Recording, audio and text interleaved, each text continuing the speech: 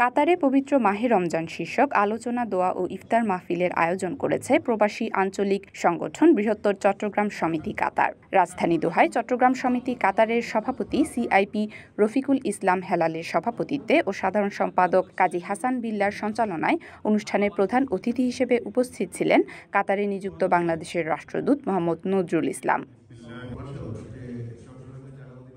বিশেষ অতিথি হিসেবে উপস্থিত ছিলেন দূতাবাসের শ্রম কাউন্সিলর ও চট্টগ্রামের সাবেক অতিরিক্ত জেলা প্রশাসক মোহাম্মদ মাশহুদুল কবির, বিসিকিউর founder president engineer Anwar Hossain Akon, community নেতা এস.এম. ফরিদুল হক, চট্টগ্রাম সমিতি কাতারের প্রতিষ্ঠাতা সভাপতি শফিকুল ইসলাম তালুকদার বাবু প্রমুখ। আলোচনা ও ইফতার শেষে ফিলিস্তিনের গাজায় নিপীড়িত মুসলিম উম্মার জন্য বিশেষ দোয়া ও মুনাজাত করা হয়।